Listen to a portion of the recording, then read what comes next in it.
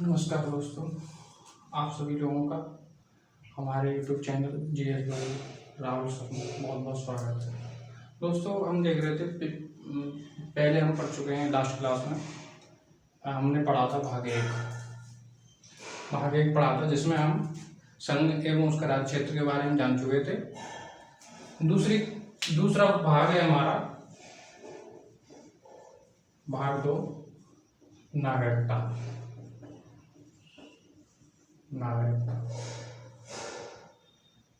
English में इसे कहते हैं सिटीजनशिप।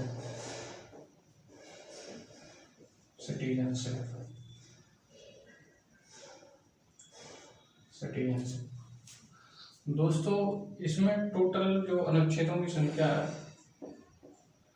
5 से 11 तक। ठीक है, तो हम ये बहुत अच्छे से पढ़ेंगे नागरिकता के बारे में। दोस्तों, आप नागरिकता से आप क्या समझते हैं? नागरिकता से समझते क्या? जब आपके पास नागरिकता है तो आप उसका महत्व ही नहीं समझते। सही बात तो ये है, जब नहीं होती तब वो आप उसका महत्व समझते। जिसके पास नहीं होती है नागरिकता, वो जानता है इसका महत्व क्या होता है सही माने में। तो हम नागरिकता के बारे में बात कर रहे हैं। दोस्तों, ये नागरिकता जो शब्द है, ये जिस देश का जो नागरिक होता है उसके पास पूर्ण अधिकार होते हैं, जिसमें चाहे उसके राजनीतिक अधिकार हो या उसके सिविल अधिकार हो। चाहे उसके राजनीतिक अधिकार हो या उसके सिविल अधिकार हो।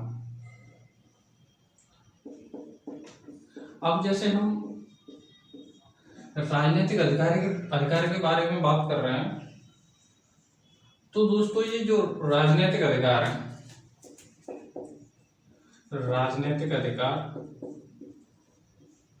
जैसे हम देखते हैं, भारत का कोई नागरिक है तो उसके पास संसद के सदस्य के चुनाव लड़ने का अधिकार होगा, साथ साथ मत देने का अधिकार होगा, विधानमंडल के सदस्य का चुनाव लड़ने का अधिकार होगा, मत देने का अधिकार होगा। तो ये सारे उसके पास अधिकार होंगे, लेकिन जो नागरिक नहीं होगा उसके पास नहीं होंगे। यानी संसद का सदस्य बनने के लिए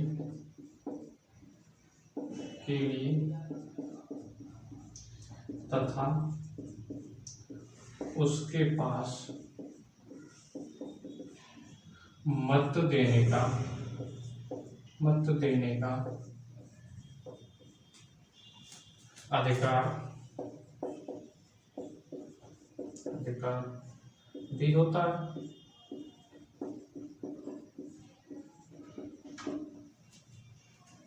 तथा विधानमंडल के सदस्य व उसके सदस्यों को मत देने का अधिकार होता है, तथा विधानमंडल के सदस्य व उसके सदस्यों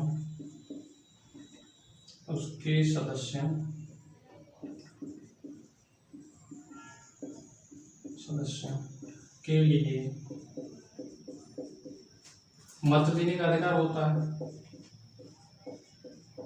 मत देने का अधिकार होता है, लेकिन जो नागरिक नहीं होता उसके पास नहीं होते हैं अधिकार होता है।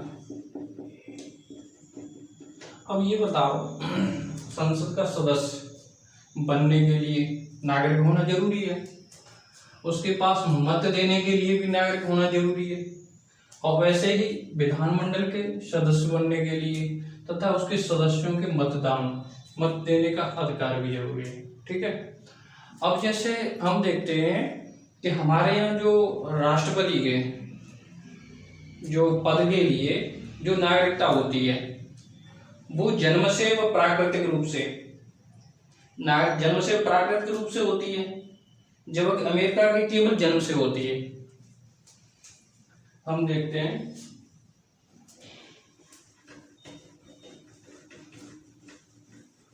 जैसे अमेरिका में क्या सिस्टम है कि वहां केवल राष्ट्रपति बनने के लिए जन्म के आधार पर पद धारण करने की व्यवस्था की गई है। यानी जन्म के आधार पर राष्ट्रपति बन सकता है कहाँ का? अमेरिका का। और हमारे यहाँ पर भारत में प्राकृतिक तौर पर भी वो जन्म के आधार पर राष्ट्रपति बनने की योग्यता है उसकी,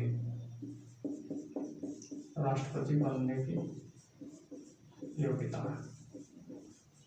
मतलब यहाँ पर क्या सिस्टम है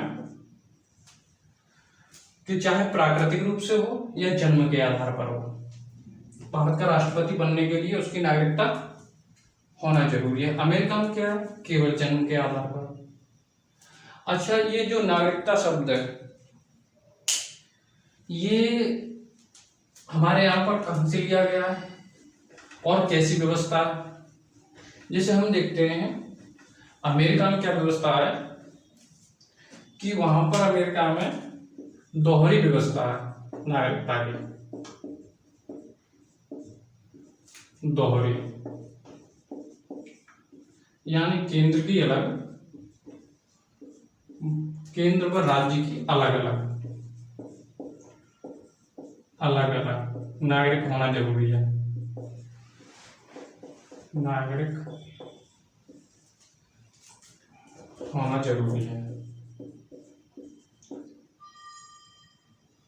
जरूरी है, लेकिन भारत में क्या सिस्टम है? भारत में जैसे ब्रिटेन में एकल नागरिकता वैसे ही भारत में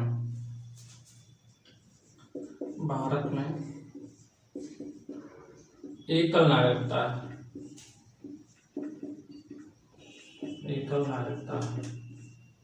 यहां पर केंद्र की और राज्य की,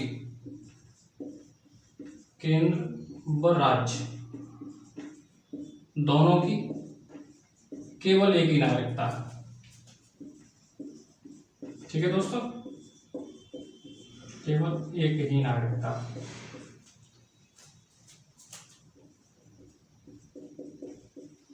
अच्छा, ऐसा ही सिस्टम एकल नागरिकता का ब्रिटेन में भी है। ब्रिटेन में तो हमारे यहाँ पर जो नागरिकता का प्रावधान है वो ब्रिटेन से किया गया है। ठीक है दोस्तों, अब आगे देखते हैं हम कि जो नागरिकता के बारे में जो अधिकार है, तो कुछ अधिकार जैसे नागरिकों के होते हैं व कुछ विदेशियों के भी होते हैं। तो जैसे अनुच्छेद 15, 16, 19, 29 और 30 ये हम बहुत अच्छे से देखेंगे जब फंडामेंटल राइट मौलिक अधिकार पढ़ेंगे तब, लेकिन मोटा मोटा जान लेते हैं। यहाँ जो 15 अधिकार है, अनुच्छेद 15 है जो, ये केवल नागरिकों के लिए है, और ये भी 16, 19, 29 और 30 ये केवल नागरिकों के लिए हैं, केवल नागरिकों के लिए। अब बाकी के जैसे बचे 14, 17, 18, 20, 21, 22, 23, 24 जो बचे ETC, इसके बावजूद वो विदेशियों को भी प्राप्त है। और ये केवल जो 15, 16, 19, 29 और 30 पूछ सकता है एग्जाम में, कौन से नागरिकों को नहीं प्राप्त है। तो ये तो नागरिकों को प्राप्त है 15, 16, 19, 29 और 30, लेकिन जो बाकी के बचे वो विदेशियों को भी प्राप्त है। अच्छा, तो हम देखते हैं आगे कि नागरिकता किन किन आधारों पर दी जाती है, क्या व्यवस्था थी, वो सब बहुत अच्छे से आगे देखेंगे। ठीक है, बहुत बहुत धन्यवाद।